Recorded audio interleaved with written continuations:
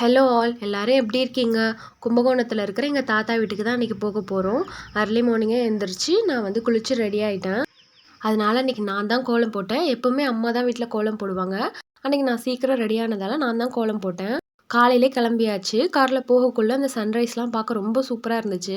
ரொம்ப சீக்கிரம் எழுந்திரிச்சிட்டதால எனக்கு ரொம்ப பசிக்க ஆரம்பிச்சிருச்சு. அதனால் நாங்கள் ஒரு 8 o'clock டிஃபன் சாப்பிட்டு முடிச்சிட்டோம். நாங்கள் வந்து எப்போ தாத்தா வீட்டுக்கு போனாலும் தாத்தா வந்து எங்களை கும்பகோணம் இல்லைனா கும்பகோணம் நியர்பை ஊரில் இருக்கிற எல்லா கோவிலுக்குமே கூப்பிட்டு போவார்.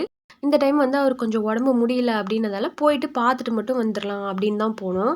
அங்கே போனால் நாங்களாம் தான் டயர்டாக இருக்கிறோம். தாத்தா காலையிலே எழுந்திரிச்சு குளிச்சுட்டு கிளம்பி ரெடியாக இருந்தாங்க. போன உடனே வாங்க கோயில் கிளம்பலான்னு கூப்பிட்டு போயிட்டாங்க. நாங்கள் ஃபஸ்ட்டு போனது திருப்பாம்புரமில் இருக்கிற பாம்புரநாதர் கோயிலுக்கு தான் போயிருந்தோம். அங்கே சாமி தரிசனம் பார்த்துட்டு அதுக்கப்புறம் அடுத்த கோயில் கிளம்பிட்டோம். போகிற வழியெல்லாம் வந்து ஒரே வயலாக தான் இருந்துச்சு. எங்கே பார்த்தாலுமே ஒரே குளம் குட்டை ஃபுல்லாக வயல் ரொம்ப சூப்பராக இருந்துச்சு. அடுத்து கோவிந்தபுரமில் இருக்கிற ஸ்ரீ விட்டல் ருக்குமணின்ற கோயிலுக்கு தான் கூப்பிட்டு போயிருந்தாரு. கோவில் சுவர்லலாம் அவங்களோட கதைகளை சொல்கிற மாதிரி நிறைய டிராயிங் ஆர்ட்லாம் பண்ணி வச்சுருந்தாங்க. ரொம்ப அழகாக இருந்துச்சு பார்க்க. அடுத்து அங்கேருந்து கிளம்பி திருவிடை மருதூரில் இருக்கிற மகாலிங்க சுவாமி கோயிலுக்கு தான் போயிருந்தோம். அங்கே சாமி தரிசனம் பார்த்துட்டு கோவிலை சுற்றி வரக்குள்ள பழங்கால கற்களான தூண்கள் சிற்பங்கள் எல்லாமே பார்த்தோம். பார்க்கவே ரொம்ப அழகாக இருந்தது.